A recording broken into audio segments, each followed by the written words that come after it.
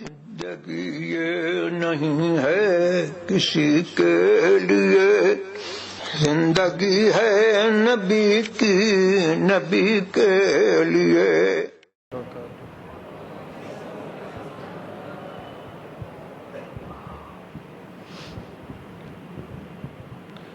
نحمده ونصلي ونسلم على رسوله الكريم،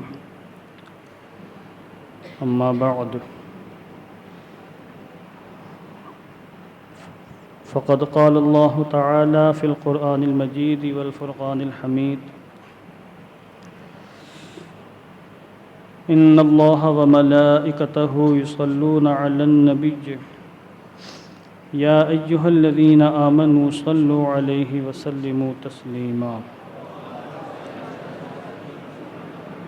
اللهم صل على سيدنا شفيعنا حبيبنا مولانا محمد معدن الجود والكرم، منبع العلم والحلم والحكم، وآله وصحبه وبارك وسلم۔ اللہ کے فضل و کرم سے اور اس کی توفیق و عطا سے آج ہم ایک بار پھر ہفتہ واری درس حدیث کی محفل میں اللہ کی بارگاہ میں حاضر ہیں۔ شیطان کے پجاری، شیطان کے پیروکار، بت پرست اپنے بتوں کو، شیطان کو خوش کرنے کے لیے شور شرابہ کر رہے ہیں، تو آئیے ہم رب کے بندے، رحمان کے بندے، اس کی بارگاہ میں اپنے رب کو خوش کرنے کی کوشش کریں۔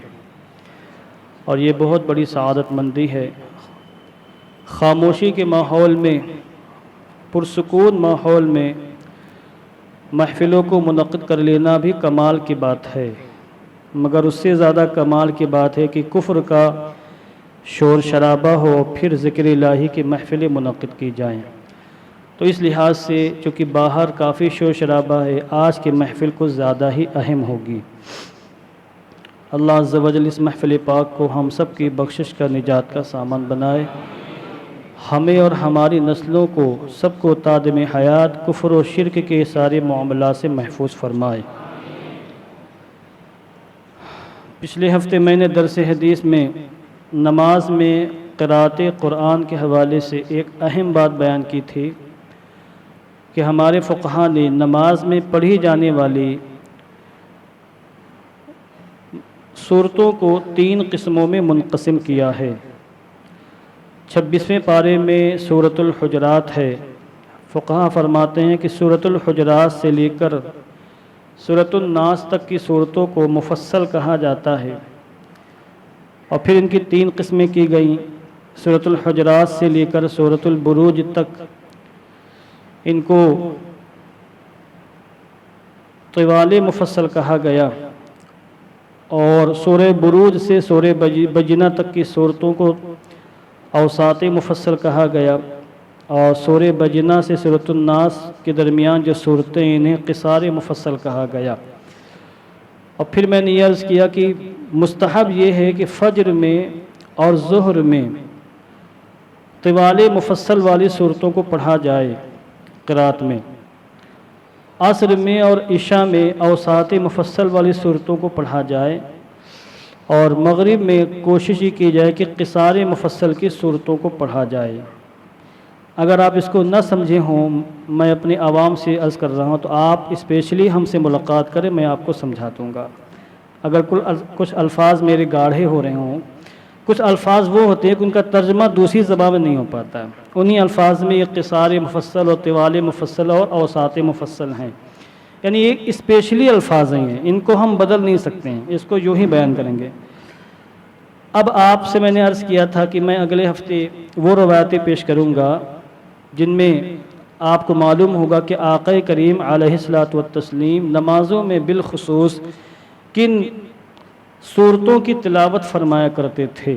تو آج کی اس محفل میں آپ کو اس حوالے سے معلومات میں اضافہ ہوگا۔ میں تیزی کے ساتھ، میں تو کئی احادیث کریمہ دے کر آیا ہوں، میں کوشش کروں گا کہ زیادہ سے زیادہ احادیث کریمہ میں آج آپ کے سامنے پیش کروں، گویا کہ آج تشریح کم ہوگی، حدیثوں کا ترجمہ زیادہ ہوگا۔ پہلی حدیث پاک یہ حدیث نمبر 834 ہے مشکات المصابی سے، عن البراء حضرت براء بن عازب رضی اللہ تعالیٰ عنہ اس کے راوی ہیں، یہ کہتے ہیں سمعت النبی صلی اللہ علیہ وسلم یقرأ فی العشاء، میں نے عشاء کی نماز میں حضور صلی اللہ علیہ وسلم کو یہ پڑھتے ہوئے سنا، والتین والزیتون، یعنی میں نے حضور کو عشاء کی نماز میں سورہ تین کی تلاوت کرتے ہوئے سنا، اور آپ جانتے ہیں کہ سورہ تین والتین والزیتون وطور سینین وہذا البلد الامین تیسرے پارے میں ہے، اور اس کے بعد اقرأ بسم ربک الذی خلق سورہ اقرأ ہے، اور اس کے بعد انا انزلناہ فی لیلۃ القدر سورۃ القدر ہے۔ تو سورۃ التین یہ جو ہے اوساط مفصل میں سے ہے، اور عشاء میں اور عصر میں اوساط مفصل والی صورتوں کو پڑھنا بہتر ہے۔ یہاں یہ نہیں فرمایا انہوں نے کہ میں نے دیکھا کہ حضور اکثر و بیشتر عشاء کی نماز میں سورۃ تین پڑھا کرتے تھے، راوی نے یہ نہیں بیان کیا، بلکہ راوی نے یہ کہا میں نے سنا کہ حضور عشاء کی نماز میں والتین والزیتون کی تلاوت فرما رہے ہیں۔ تو سورہ تین کی تلاوت کرنا یہ عشاء کی نماز میں حضور سے ثابت ہے، تو آپ بھی حضور کی اقتداء کرتے ہوئے کبھی کبھی اگر آپ کہیں الگ نماز پڑھیں اکیلے یا آپ امام بنیں تو سورہ تین کی بھی تلاوت فرما لیا کریں۔ اب اس کے بعد راوی حدیث براء مزید ایک بات یہ ارشاد فرماتے ہیں، جنہوں نے حضور کی تلاوت کو روایت کیا انہوں نے اسی حدیث پاک میں ایک نئی بات انہوں نے بیان کی حضور کی عظمت و شان کے حوالے سے۔ اب دیکھیں باہر شور، اب توجہ ادھر لگائیں، اب شور بھی ہوتا رہے اور اسی شور میں کلمہ حق بھی بلند ہوتا رہے۔ تو حضرت براء بن عازب رضی اللہ تعالیٰ عنہ فرماتے ہیں وما سمعت احدا احسن صوتا منہ، اور کہتے ہیں میں نے کسی کے بارے میں نہیں سنا جس کی آواز حضور کی آواز سے زیادہ خوبصورت ہو۔ تو انہوں نے حدیث بتا دی کہ حضور نے تلاوت کیا کی، کون سی صورت تلاوت فرمائی، اور پھر یہ بھی بتا دیا کہ حضور کی آواز کتنی دلکش، کتنی عظیم، کتنی خوبصورت تھی۔ اب یہ متفقن علیہ یہاں لکھا ہے، یعنی بخاری کے اندر بھی روایت ہے، یہ مسلم شریف کے اندر بھی روایت ہے، اور امام ابن قاری نے فرمایا بلکہ اس کو رواہ الاربعہ، یعنی سنن ابو داؤد شریف، سنن ابن ماجہ شریف، سنن جامع، سنن ترمذی و سنن بھی و جامع بھی ہے، اور سنن نسائی شریف، یعنی صحاح ستہ کے اندر یہ حدیث پاک موجود ہے۔ حدیث پاک کی جو 6 اہم کتابیں ہیں جن کو ہمارے محدثین کی اصطلاح میں زبان میں صحاح ستہ کہا جاتا ہے، یہ حدیث پاک صحاح ستہ کے اندر موجود ہے۔ تو حضور جس طریقے سے چہرے میں شکل و صورت میں سب سے خوبصورت تھے، اسی طرح حضور کی آواز بھی سب سے خوبصورت تھی۔ اور امام ابن عساکر نے باقاعدہ روایت کیا ہے ما بعث اللہ نبیا قط الا بعثہ حسن الوجہ وحسن الصوت، کہ حضور نے خود ارشاد فرمایا، امام ابن عساکر روایت کرتے ہیں کہ اللہ نے جس نبی کو بھی بھیجا دنیا میں اسے اپنے زمانے میں سب سے زیادہ خوبصورت بنا کر بھیجا اور سب سے شاندار آواز دے کر دنیا میں بھیجا ہے۔ تو ہر نبی کے شان ہوئی، کوئی نبی خراب آواز والا اور بدصورت نہیں دنیا میں آئے۔ جتنے بھی اللہ نے لوگوں کو نبی بنا کر منتخب کر کے بھیجا، سب کو اللہ نے حسین جمیل بنایا اور سب کی آواز کو بھی دلکش بنایا۔ حضور کی آواز کے حوالے سے یہ بات یاد رکھیے گا کہ آواز کی خوبصورتی میں، یا یوں سمجھ لیجئے کہ آواز کے خوبصورت ہونے کے لیے جتنے اوصاف ضروری ہیں، حضور کی مقدس آواز میں اللہ رب العزت نے وہ سارے اوصاف جمع فرمائے تھے۔ بلند آواز ہو، آواز میں روب و دبدبا ہو، آواز میں تاثیر ہو، آواز میں حسن ہو، دلکشی ہو کہ لوگ کھنچ کر چلے آئیں، یہ ساری خوبیاں آواز کی ہیں، اور یہ ساری خوبیاں حضور کی آواز میں اللہ نے رکھی تھیں۔ یہی وجہ تھی آپ ضیاء النبی وغیرہ پڑھیں جو سیرت کی کتابیں ہیں، مکہ المکرمہ میں جب چند مٹھی بھر مسلمان تھے، حضور جب شب میں تلاوت قرآن کیا کرتے تھے تو کٹر دشمنان دین بھی جو دن بھر اسلام کی مخالفت کرتے تھے، مگر جب رات میں حضور تلاوت قرآن کرتے تو چھپ کر حضور کی تلاوت قرآن سنتے تھے، چھپ کر۔ اس پر باقاعدہ روایتیں موجود ہیں۔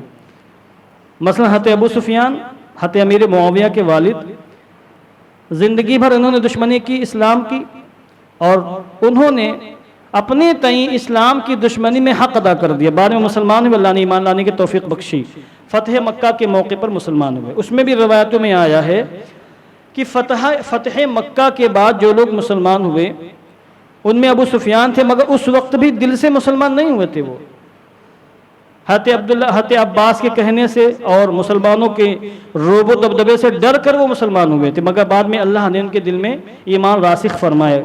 اس سلسلے میں ایک روایت یہ بھی آئی کہ حضرت ابو سفیان مسلمان یعنی کلمہ پڑھنے کے بعد خانہ کعبہ کے بازو میں بیٹھے ہوئے تھے، آقا کریم تشریف لائے فتح مکہ کے بعد اور طواف کرنے لگے، تو ابو سفیان نے جو کلمہ پڑھ چکے تھے دل میں کہا کہ اے کاش میرے پاس لشکر ہوتا، طاقت اور قوت ہوتی تو میں اسلام کو ختم کر دیتا، کیونکہ اس وقت ایمان راسخ نہیں ہوا تھا دل میں ان کے۔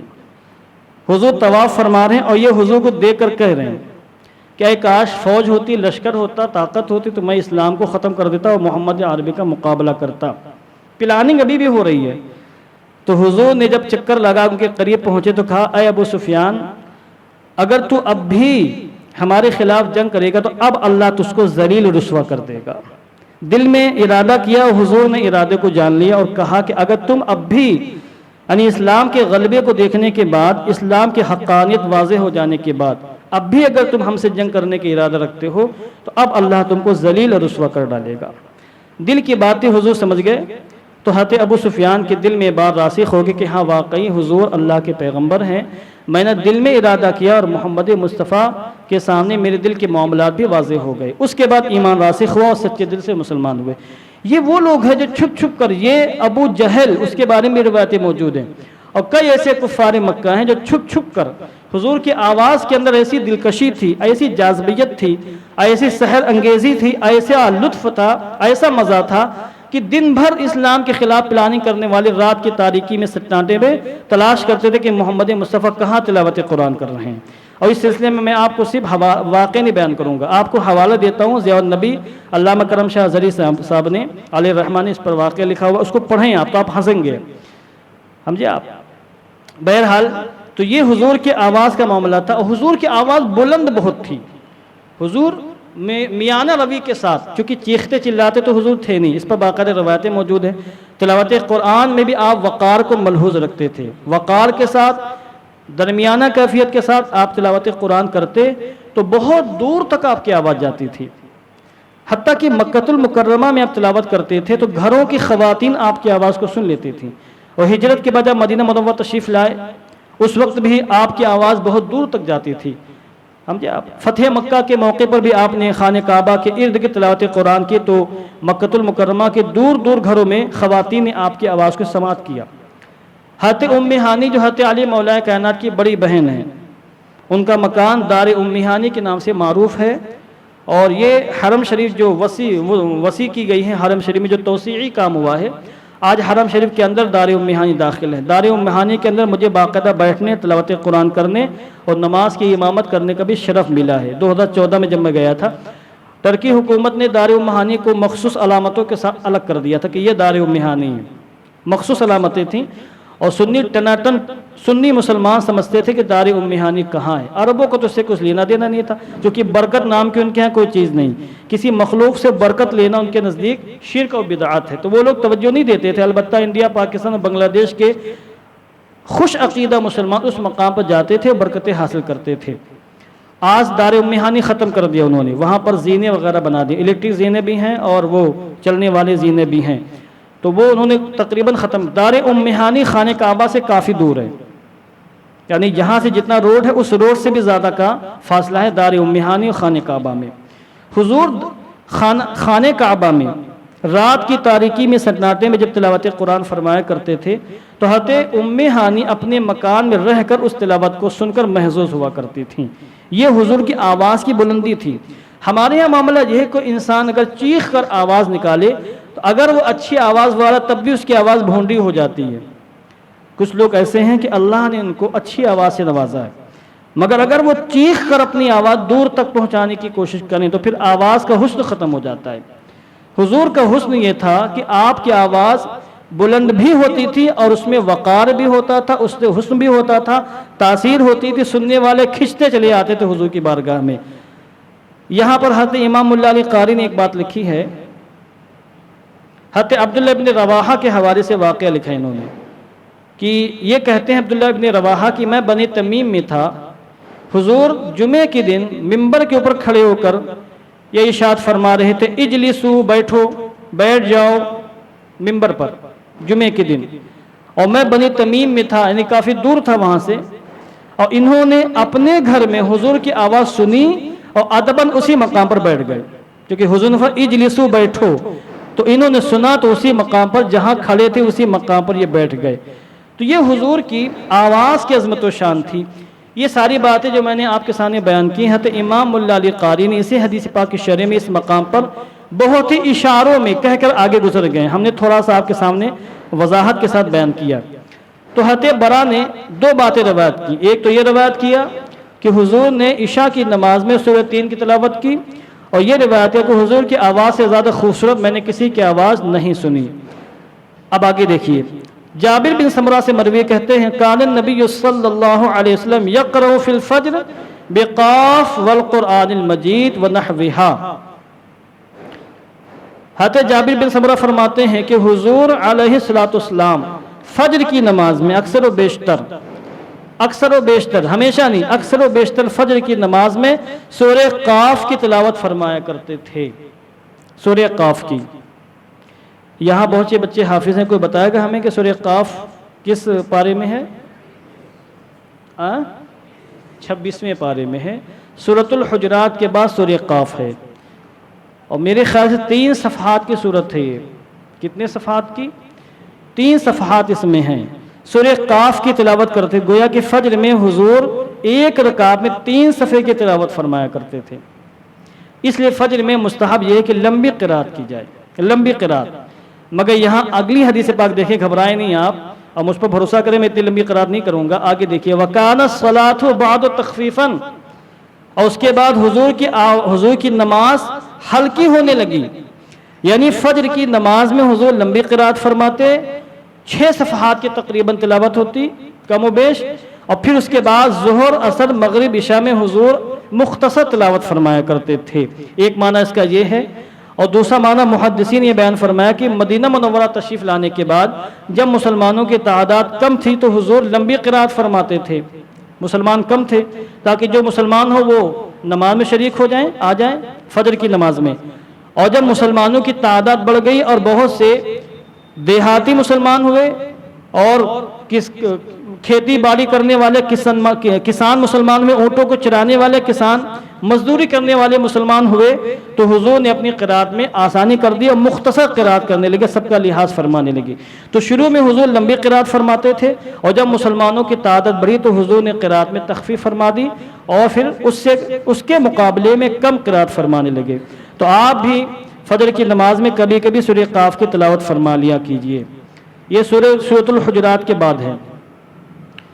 اگلی حدیث پاک دیکھیں، حضرت عمرو بن حریث سے مروی ہے، وہ کہتے ہیں، سمعت النبی صلی اللہ علیہ وسلم یقرأ فی الفجر واللیل اذا عسعس۔ عمرو بن حریث فرماتے ہیں، میں نے حضور کو فجر کی نماز میں واللیل اذا عسعس کی تلاوت کرتے ہوئے سنا۔ یہاں یہ تھا کہ سورہ قاف کی تلاوت فرماتے ہیں، یہاں یہ ہے کہ واللیل اذا عسعس۔ بتائیں کس صورت میں؟ یہ آیت کریمہ ہے، یہ کسی صورت کا نام نہیں، یہ آیت کریمہ ہے۔ کس صورت کی آیت کریمہ ہے جی؟ سورۃ تکویر، اذا الشمس کورت واذا النجوم انکدرت واذا الجبال سجرت واذا العشار عطلت واذا الوحوش حشرت واذا البحار سجرت واذا النفوس زوجت واذا الموءودة سئلت بأي ذنب قتلت واذا الصحف نشرت واذا السماء كشطت، اور واذا الجحیم سعرت واذا الجنت ازلفت علمت نفس ما احضرت۔ بہرحال اس میں آیت نمبر یہ 17 ہے۔ سورہ کویرت، اس کا نام سورہ کویرت بھی ہے اور سورہ تکویر بھی ہے۔ یہ ایک صفحے کی مبارک سورت ہے، ایک صفحے کی 30ویں پارے کے اندر ہے یہ۔ تو حضور کبھی کبھی فجر کی نماز میں اس کی تلاوت بھی فرمایا کرتے تھے۔ اگلی حدیث پاک دیکھیں، یہ حدیث پاک حدیث نمبر 837 ہے۔ حضرت عبداللہ بن صائب سے مروی ہے، کہتے ہیں صلی لنا رسول اللہ صلی اللہ علیہ وسلم الصبح بمکہ، حضور صلی اللہ علیہ وسلم نے مکۃ المکرمہ میں ہمیں فجر کی جماعت، ہمیں فجر کی نماز پڑھائی۔ مکۃ المکرمہ میں، حضور تو مدینے میں تھے، تو یہاں پر یہ فتح مکہ کا واقعہ ہے۔ جب مکۃ المکرمہ فتح ہوا اور حضور کئی دنوں تک مکۃ المکرمہ میں رہے، اور مکۃ المکرمہ میں کافروں کی اور مشرکوں کی گنڈا گردی ختم ہو گئی، وہاں پر پرچم اسلام بلند ہوا، تو اسی درمیان کا واقعہ ہے کہ حضور نے ایک دن مکۃ المکرمہ میں فجر کی نماز میں سورۃ المؤمنین کی تلاوت فرمائی۔ سورہ مومنون، اصل میں اس کا نام ہے سورہ مومنون، یہاں پر اس کو مجرور کر دیا ہے سورت کا مضافلہ ہونے کی وجہ سے۔ سورۃ المؤمنین یا سورہ مومنون، یہ 18 پارے کا آغاز یہیں سے ہوتا ہے۔ 18 پارے کا آغاز سورہ مومنون سے ہوتا ہے۔ قد افلح المؤمنون الذین هم فی صلاتهم خاشعون والذین هم عن اللغو معرضون والذین هم للزکاة فاعلون والذین هم لفروجهم حافظون الا علی ازواجهم وما ملکت ایمانهم فانهم غیر ملومین۔ یہ ہوتا ہے حافظ ہونے کا فائدہ کہ انسان تھوڑا پڑھ لیتا۔ تو اب یہاں پر یہ ثابت ہوا کہ فجر کی نماز میں حضور نے جس طریقے سے کبھی کبھی سورہ کورت کی تلاوت کی اور حضور نے سورہ قاف کی تلاوت کی، اسی طریقے سے حضور نے مکۃ المکرمہ میں رہ کر فجر کی نماز میں پہلی رکعت میں سورہ مومنون کی تلاوت کی۔ اب یہاں پر یہ ذکر نہیں کہ پوری تلاوت کی ہے، بلکہ یہاں پر جو حدیث پاک آ رہی ہے اس سے معلوم ہوتا ہے کہ حضور نے پوری سورت کی تلاوت نہیں کی تھی۔ اب دیکھیے، راوی کہتے ہیں حضور نے فاستفتح سورۃ المؤمنین، مکۃ المکرمہ میں فجر کی نماز کی پہلی رکعت میں سورہ مومنون سے آغاز فرمایا، حتی جاء ذکر موسیٰ و ہارون، تلاوت کرتے گئے یہاں تک کہ آگے چل کے حضرت موسیٰ کلیم اللہ اور ان کے بھائی حضرت ہارون کا ذکر آیا، 45ویں آیت کریمہ میں آیا۔ یہاں پر علامہ مولا علی قاری نے وہ آیت کریمہ لکھی ہے، یہ ثم ارسلنا موسیٰ واخاہ ہارون، یہ سورہ مومنون کی آیت نمبر 45 ہے۔ یعنی حضور نے تلاوت کرتے کرتے 10-12 آیت نہیں پڑھی بلکہ 45 آیت کریمہ پڑھی۔ اور ذکر عیسیٰ، یا یہ کہ اب یہاں راوی کو شک ہو گیا کہ حضور نے حضرت موسیٰ کلیم اللہ کے ذکر تک تلاوت کی یا حضرت عیسیٰ علیہ السلام کے ذکر تک تلاوت کی۔ آیت نمبر 45 میں حضرت موسیٰ کلیم اللہ حضرت ہارون کا ذکر ہے علیہم السلام، اور آیت نمبر 49 میں حضرت عیسیٰ علیہ السلام کا ذکر ہے۔ حضور نے حضرت عیسیٰ علیہ السلام کا ذکر کیا یا حضرت موسیٰ اور ہارون کا ذکر کیا؟ اخذت النبی سعلۃ، تو اس وقت حضور کو کھانسی آ گئی۔ حضور تلاوت کرتے جا رہے ہیں، فجر کی نماز ہے، سورہ مومنون ہے، 45ویں آیت کریمہ پر یا 49ویں آیت کریمہ پر حضور کو کھانسی آ گئی۔ اور یہ کھانسی وہ کھانسی ہے جب انسان کے اندر خشیت پیدا ہوتی ہے، خوف پیدا ہوتا ہے اور انسان رونے لگتا ہے خوف خدا سے، اس کی آنکھوں سے آنسو جاری ہوتے ہیں، تو ایک عجیب کیفیت ہو جاتی ہے انسان کی، پھر انسان بول نہیں پاتا ہے، ہچکی بن جاتی ہے، اس کو آپ ہچکی بھی کہہ سکتے ہیں۔ یعنی خوف خدا سے حضور کی آنکھوں سے آنسو جاری تھے اور حضور کو ہچکی آ گئی اور پھر حضور نے رکوع فرما لیا، یعنی آگے تلاوت نہیں کر سکے۔ یہ ہوتا کلام الہی کا جلال۔ حضور تلاوت قرآن فرماتے تھے تو خود بھی آپ کی آنکھوں سے آنسو جاری ہوتے اور سننے والے صحابہ اکرام کی آنکھوں سے بھی آنسو جاری ہو جایا کرتے تھے۔ یہ کیفیت سب کو حاصل نہیں ہوتی، حضور کے صدقے میں حضور کے بعض امتیوں کو بھی یہ کیفیت حاصل ہوتی ہے کہ کبھی کبھی تلاوت قرآن کرتے کرتے خوف خدا سے ان کی ہچکیاں بن جاتی ہیں۔ تو یہاں پر حضور کو جب ہچکی آئی فرکع، تو حضور رکوع میں تشریف لے گئے۔ گویا کہ اگر حضور کو ہچکی نہ آتی اور خوف خدا غالب نہ ہوتا تو حضور اور مزید تلاوت فرماتے، ممکن تھا کہ پوری سورہ مبارکہ کے اب تلاوت فرما دیتے، مگر 45 آیت کریمہ کے بعد یا 49 آیت کریمہ کے بعد آپ نے رکوع فرمایا۔ بس ایک آخری حدیث پر میں عرض کر دیتا ہوں، پیش کر دیتا ہوں۔ حضرت ابو ہریرہ سے مروی ہے، فرماتے ہیں یہ ساری باتیں آپ یاد رکھیے، علم میں اضافہ ہوگا اور عمل کرنے کی بھی کوشش کریں آپ۔ حضرت ابو ہریرہ سے مروی ہے، قال کان النبی صلی اللہ علیہ وسلم یقرأ فی الفجر یوم الجمعہ، جمعے کے دن فجر کی نماز میں، اب یہاں خاص طور سے جمعے کا ذکر ہے، جمعے کے دن فجر کی نماز میں حضور الف لام میم تنزیل الکتاب لا ریب فیہ من رب العالمین، یہ سورہ سجدہ ہے 21ویں پارے میں سورہ لقمان کے بعد، پہلی رکعت میں الف لام میم تنزیل کی تلاوت فرماتے تھے، اور پھر ثانیہ حل اتی علی الانسان حین من الدہر لم یکن شیئا مذکورا سورہ دہر، اور دوسری رکعت میں سورہ دہر کی تلاوت فرماتے تھے، یہ بخاری کے اندر بھی ہے، مسلم شریف کے اندر بھی ہے۔ اب یہاں فجر میں جمعے کی فجر کی بات آ گئی، پیچھے مطلقاً فجر کی نماز کا ذکر تھا، اور یہاں بالخصوص جمعے کے دن فجر کی نماز کی تلاوت کی بات ہے کہ حضور جمعے کے دن فجر کی پہلی رکعت میں سورہ سجدہ کی تلاوت فرماتے، اور دوسری رکعت میں سورہ انسان یعنی سورہ دہر کی تلاوت فرماتے تھے۔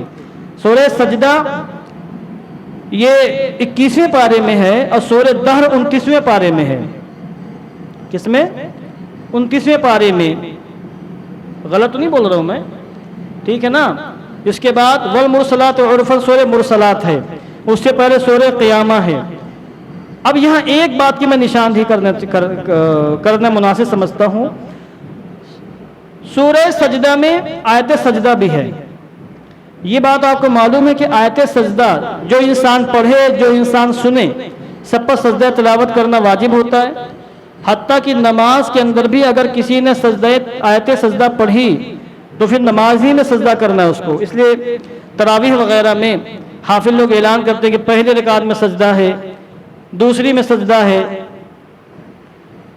حالانکہ اس کے کئی طریقے ہیں مگر یہ طریقہ زیادہ معروف زیادہ مشہور ہے۔ 3 طریقے ہیں سجدہ کرنے کے، وہ میں کسی موقع پر بیان کروں گا۔ اب حضور نے پہلی رکعت میں سورہ سجدہ کی تلاوت فرمائی، سورہ سجدہ میں آیت نمبر 15 پر سجدہ ہے، انما یؤمن بآیاتنا الذین اذا ذکروا بها خروا سجدا وسبحوا بحمد ربهم وهم لا یستکبرون۔ اب آپ سجدہ آج واجب ہو گیا آپ کے اوپر، سجدہ کر لیجئے گا، میں بھی کر لوں گا اور آپ بھی آیت سجدہ کر لیجئے گا۔ یہ آیت نمبر 15 ہے، یہاں پہ سجدہ ہے۔ تو کیا حضور نے سجدہ کیا کہ نہیں کیا؟ جب حضور نے جمعے کے دن فجر کی نماز میں سورہ سجدہ کی تلاوت فرمائی تو سجدہ نماز میں کیا کہ نہیں کیا؟ دیکھیے بعض شوافی نے اس سلسلے میں مبالغہ آرائی سے کام لیا ہے، شوافی حضرات نے، اور انہوں نے کہا کہ امام پر لازم ہے کہ وہ فجر کی پہلی رکعت میں سورہ سجدہ پڑھے اور سجدہ بھی کرے۔ بعض شوافی نے، سب نے نہیں، بعض شوافی نے۔ احناف کا موقف یہ، پہلے یہ سمجھ لیں حضور نے سجدہ کیا تھا، حضور نے فجر کی نماز میں جب سورہ سجدہ کی تلاوت فرمائی تو آیت نمبر 15 پر آپ نے باقاعدہ سجدہ کیا، مگر ہمیں حکم یہ ہے کہ ہم پابندی کے ساتھ کسی بھی نماز میں، فجر کی نماز ہو ایک اور نماز، کسی بھی نماز میں ایسی صورتیں نہ پڑھیں جس میں سجدہ آتا ہو۔ پابندی کبھی کبھی پڑھ لیں تو حس کی بات نہیں، مگر پابندی کے ساتھ ایسا نہ کریں، ورنہ جاہل لوگ سمجھیں گے کہ ایک رکعت زیادہ ہے اس میں سجدہ کرنا ضروری ہے، اور ایسا ہوا بھی ہے۔ چونکہ بعض شوافی نے یہ کہا، شافی حضرات نے، کہ فجر کی پہلی رکعت میں ہمیشہ جو ہے سورہ سجدہ پڑھنی چاہیے، وہ لوگ عمل بھی اس پر کرتے رہے، اور حرم شریف میں ایسا واقعہ پیش آیا تو بخارا کے کچھ لوگ حرم شریف گئے، اور جب وہاں سے بخارا واپس آئے تو وہاں آ کے کہنے لگے کہ وہاں حرم شریف میں مکۃ المکرمہ میں نے دیکھا کہ شافعی حضرات فجر میں 3 رکعت نماز پڑھتے ہیں۔ دھوکہ ہو گیا ان کو، جب دیکھا کہ مسلسل روزانہ فجر میں سجدہ کر رہے ہیں یہ، تو جو پیچھے جاہل حضرات تھے وہ یہ سمجھے کہ امام صاحب سے چوک ہو گئے، وہ رکوع کرنا بھول گئے، تو امام صاحب گئے سجدے میں ایک سجدہ کرنے کے لیے، انہوں نے رکوع بھی کیا اور 2 سجدے بھی کیے، اور یہ سوچا کہ امام صاحب سے چوک ہو گئی ہے۔ تو بعض جاہلوں کو غلط فہمی ہو گئی کہ شوافی حضرات فجر میں 3 رکعت نماز پڑھتے ہیں، حالانکہ ایسا کچھ بھی نہیں ہے۔ اور یہ آپ کو اچھی طریقے سے معلوم ہونا چاہیے کہ نمازوں کی جو رکعتیں ہیں یہ ضروریات دین میں سے ہیں، سمجھے آپ، ضروریات دین میں سے ہیں، یعنی اگر یہ جو رکعات ہیں ثابت ہیں، یہ تواتر سے ثابت ہے، ان کا انکار اگر کوئی کر دے کافر ہو جائے گا۔ مسلمان ہونے کے لیے نمازوں کی جو رکعتیں ہیں ان رکعتوں کو تسلیم کرنا ضروری ہے۔ اس لیے صحابہ میں کوئی اختلاف نہیں رہا، بعد کے ادوار میں کوئی اختلاف نہیں رہا، چاروں ائمہ کا باقاعدہ اس پر اجماع ہے، اور تواتر کے ساتھ یہ ساری باتیں ہم تک پہنچی ہیں کہ فجر میں کتنی رکعت ہیں؟ 2 رکعت۔ میں فرض کی بات کر رہا ہوں۔ کس کی بات کر رہا ہوں؟ فرض کی، صرف فرض کی بات کر رہا ہوں۔ فجر میں 2 رکعت ہیں، ظہر میں 4 رکعت ہیں، عصر میں 4 رکعت ہیں، مغرب میں 3 رکعت ہیں، عشاء میں 4 رکعت۔ یہ ضروریات دین میں سے کوئی اگر کہ نہیں ہم نہیں مانیں گے عشاء میں 5 رکعت ہیں، ہم نہیں مانیں گے 4 رکعت، کافر ہو جائے گا، کیونکہ 4 رکعت ہونا یہ قطعی ہے، یقینی ہے، اس کا نہ کوئی انکار کر سکتا ہے نہ اس سے کوئی روگردانی کر سکتا ہے۔ تو حضور نے پہلی رکعت میں آیت سجدہ بھی پڑھی اور باقاعدہ سجدہ بھی کیا۔ حضرت امام ملا علی قاری نے اس مقام پر اس کو باقاعدہ واضح کیا ہے۔ احناف کہتے ہیں امام کو چاہیے کہ کبھی کبھی یہ الف لام میم تنزیل والی صورت یعنی سورہ سجدہ پڑھ لیا کرے، اگر وہ آیت سجدہ بھی پڑھ کے سجدہ کر لے تب بھی کوئی حرج کی بات نہیں ہے، مگر اگر پیچھے ایسے لوگ ہوں جو پڑھے لکھے زیادہ نہ ہوں تو پھر ایسے مقام پر احتیاط کرنا چاہیے۔ اور آج کل چونکہ عام طور سے ایسے ہی لوگ نماز پڑھنے آتے ہیں، بہت بڑی تعداد ان کی ہوتی ہے جو نماز کے مسائل بالکل جانتے نہیں ہیں، اور ان کو دھوکہ ہو سکتا ہے، پھر وہ لقمہ بھی دے سکتے ہیں، دھوکہ بھی ہو سکتا ہے، رکوع میں جا سکتے ہیں، وہ یہ سمجھ سکتے ہیں کہ امام صاحب سے غلطی ہو گئی اور ان کو 2 سجدے کرنے چاہیے ایک ہی سجدہ کے، تو وہ 2 سجدے کر سکتے ہیں، نماز گڑبڑ ہو سکتی ہے۔ اور امام کی ذمہ داری یہ ہے کہ نماز میں کوئی ایسا عمل نہ کرے کہ کسی کی نماز گڑبڑ ہو جائے۔ اس لیے ہمارے احناف عمومی حالات میں منع فرماتے ہیں کہ نماز میں کوئی ایسی آیت نہ پڑھیں کہ جس میں آیت سجدہ ہو، اور پھر وہ بعد میں لوگ جو بعد میں مسبوق ہیں یا لاحق ہیں ان کو نماز پڑھنے میں دشواریاں ہو جائیں۔ باقی اگر کوئی پڑھتا ہے تو سجدہ کرے گا پھر وہ، ہاں جمعے میں اگر پڑھ لیا کسی نے آیت سجدہ، یا عید اور بقرعید کی نماز میں امام نے تلاوت قرآن میں آیت سجدہ پڑھ لیا ہے تو پھر وہ سجدہ نہیں کرے گا، ساقط ہے، کیونکہ عید اور بقرعید کی نمازوں میں اور جمعے کی نمازوں میں بہت زیادہ رش ہوتا ہے، جم غفیر ہوتا ہے، پورے علاقے کے مسلمان جمع ہو جاتے ہیں۔ اگر امام صاحب آیت سجدہ پڑھ کر سجدے میں چلے جائیں تو نہ جانے کتنے لوگوں کی نمازیں فاسد ہو سکتی ہیں، تو اس لیے جو ہے آیت سجدہ پڑھے گا تو سجدہ نہیں کرے گا۔ وما علینا الا البلاغ۔ السلام علیکم ورحمۃ اللہ وبرکاتہ۔